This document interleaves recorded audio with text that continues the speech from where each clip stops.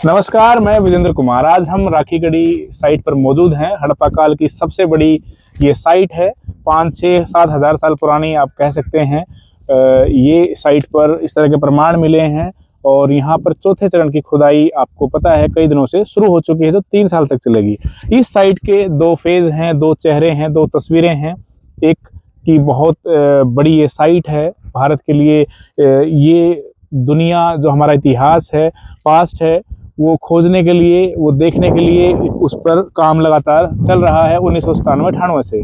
दूसरी तस्वीर यहाँ की ये है कि ये जो देखिए साइट पर गोबर के ये उपले हैं। जहाँ तक आपकी नज़र जाएगी आपको साइट पर गोबर ही गोबर नज़र आएगा। और ये टीला नंबर 2 है यहाँ राखीगढ़ी के अंदर। आप देखिए साथ में यहाँ पर खुदाई का काम चल रहा है और साथ में यहाँ पर गोबर भी आपको दिखेगा। ये यहाँ पर जो ग्रामीण महिलाएं हैं या गांव के लोग हैं, उधर आप देखेंगे तो महिलाएं भी आप देखिए आपको कार्य करते हुए मिलेगी। जो गोबर के उपले हैं आमतौर पर आपको पता है गांव में जलाने के लिए, खाना बनाने के लिए, पानी गर्म करने के लिए, यानी बेसिकली बात की जाए तो आग जलाने के लिए ये प्रयोग करते हैं। महिला देखिए वो यहाँ उपले लेकर जा रही है।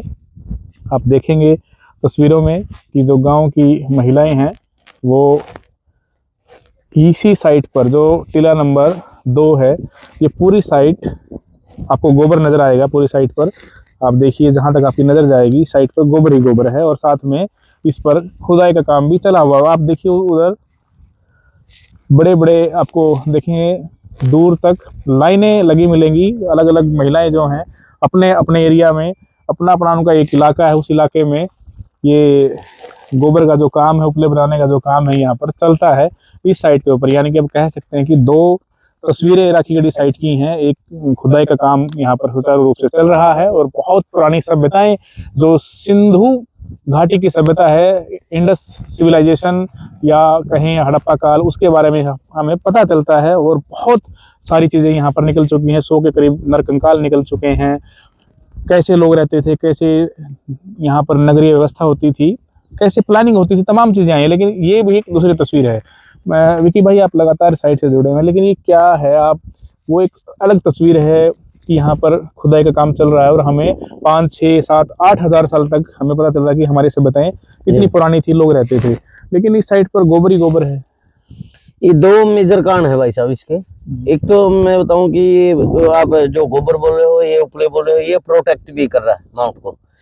आप देखो कि गोबर की एक लेयर, जिन्होंने ये उपले वगैरह लगे, ये लेयर है, एक लेयर है कि बारिश के कारण आप माउंट देखो, माउंट नंबर 3 देखोगे वहां पे कुछ नहीं, तो बारिश के कारण वो कट भी रहा है। एक तो ये प्रोटेक्ट करते हैं। दूसरा चीज है कि राखीगढ़ी में जितने भी एक पंचायती लैंड की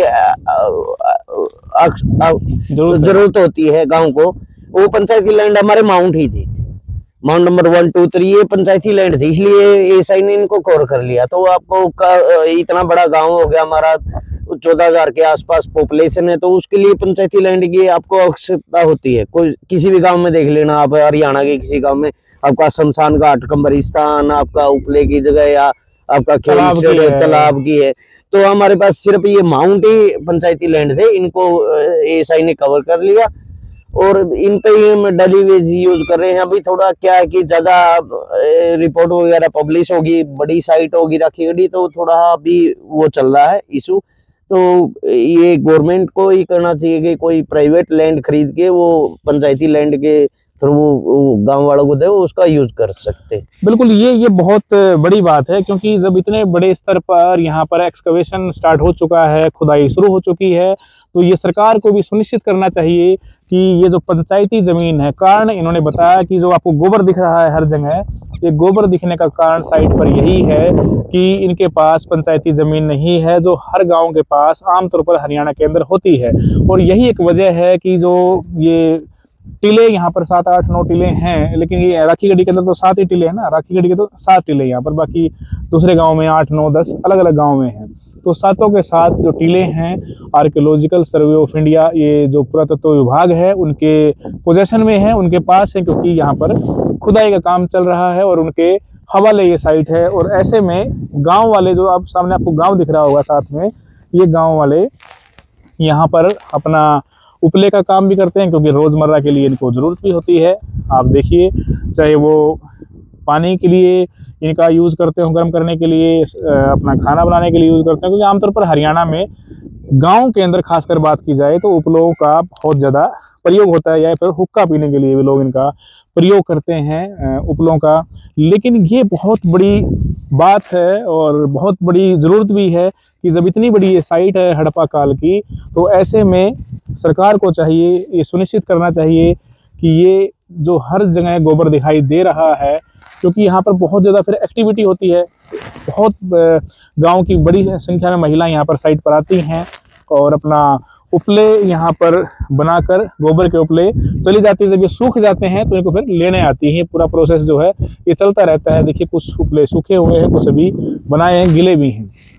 तो ऐसे में गांव वालों का कई बार विरोध भी हो चुका है और इनकी डिमांड भी है कि ये जो उपलों का काम है ये अपनी किसी प्राइवेट ज़मीन पर करें, क्योंकि आप अगर थोड़ा सा इधर आके और देखेंगे, ये जो टीला नंबर 2 है, जहाँ तक आप देखेंगे एक पार्ट वो है जहाँ खुदाई चल रही है, तो दूसरा पार्ट लेकिन ये है कि खुदाई के साथ साथ इसी टीले पर ही आप देखिए थोड़ा और जितना ऊपर आएंगे या जहाँ भी आप जाएंगे, एक पार्ट को छोड़ दें तो पूरे पार्ट पर आपको ये इसी तरह के उपले नज़र आएंगे, गोबर नज़र आएगा। साइट नंबर 2 पर हड़प्पा काल साइट पर आपको पूरी साइट पर गोबर नज़र आएगा। और ये गांव वालों की डिमांड रही है लंबे समय से, विरोध भी रहा है। हालांकि साइट को लेकर बहुत ज़्यादा उत्साह लोगों में इसलिए नहीं है क्योंकि उनकी ज़मीन जो है ASI के हवाले हो चुकी है और लोग चाहते हैं कि ये जो ज़मीन है उनको रोज़मर्रा के कामों के लिए, ज़रूरतों के लिए एक ऐसी ज़मीन, प्राइवेट लैंड उनको मुहैया कराई जाए। अब देखिए, उधर देखा था आपने महिला कार्य कर रही थी, अब दूसरी जगह देखिए अपने अपने उपलों का जो स्टोर है, जो ढेर है, वो महिलाएं इकट्ठा करती हैं। अलग अलग साइट पर महिलाएं भी काम करती हैं। इसी साइट पर एक तरफ एक्सकवेशन होता है तो दूसरी तरफ वहीं महिलाएं अपना उपलों का काम करती है। गांव वालों में इस बात को लेकर नाराज़गी है, वो खाली करने को साइट को तैयार नहीं है कि उनके पास ज़मीन नहीं है, जगह नहीं है। बड़ा गांव है, बड़ी आबादी का 14-15 हज़ार लोग ये राखीगढ़ी जो है गांव है और साथ लगते ही ये साइट है। आप देखिए, जहाँ तक आपकी नज़र जाएगी इसी के अंदर ही ये तालाब है जहाँ गाय की, जो गांव की भैंस है, यहाँ पर पानी पीने के लिए इनको लेकर आते हैं। देखिए, आप नज़र आएंगी आपको, साथ ही तालाब है, साथ ही ये यहाँ पर पंचायती ज़मीन है जहाँ पर गोबर के जो उपले हैं वो बनाने का यहाँ पर कार्य होता है। यानी कि कुल मिलाकर गांव वालों के पास और ASI के पास यही ज़मीन है। तो ऐसे में सरकार को चाहिए कि इस व्यवस्था के लिए इनको कोई जगह दी जाए, ताकि ये जो साइट है, अभी आपको पता होगा कि ये जो 7 माउंड है, 7 टीले हैं, यहाँ पर बहुत अभी 1% ही कह सकते हैं काम हुआ है। क्योंकि जब बड़े स्तर पर काम होगा तो ये पता चलेगा हमें कि हमारे जो पूर्व में लोग थे, पूर्वज थे, वो कैसे रहते थे। 6000, 7000, 8000 साल पहले लोगों की सभ्यताएं कैसी होती थी, कैसे वो व्यापार करते थे, क्या उनकी हाइट होती थी, क्या उनका खाना होता था, क्या उनके नगर होते थे, बहुत सारी चीज़ें देखने को मिलेगी। तो ऐसे में ज़रूरत है कि ये जो हड़प्पा काल की साइट पर आपको गोबर नज़र आ रहा है, तो सरकार को चाहिए इसके लिए वैकल्पिक व्यवस्था हो, इसके लिए विकल्प तैयार किए जाएं, कोई प्राइवेट ज़मीन या कहीं गांव वालों को दी जाए, ताकि ये ज़मीन ये जो यहाँ से पूरी तरह से खाली हो सके और जो ASI है, पुरातत्व विभाग है, वो यहाँ पर निर्बाध और सुचारू रूप से यहाँ पर काम कर सके, ताकि हमें इतिहास के बारे में जानने का और अधिक अच्छा मौका मिल सके। आप क्या सोचते हैं कि साइट पर गोबर और साथ में एक्सकवेशन यानी खुदाई का काम? वीडियो में कमेंट बॉक्स के माध्यम से जरूर बताएं। राखीगढ़ी साइट पर आप लोग विजिट जरूर करें और वीडियो को ज़्यादा से ज़्यादा शेयर करें। चैनल को आप सब्सक्राइब जरूर करें। नमस्कार।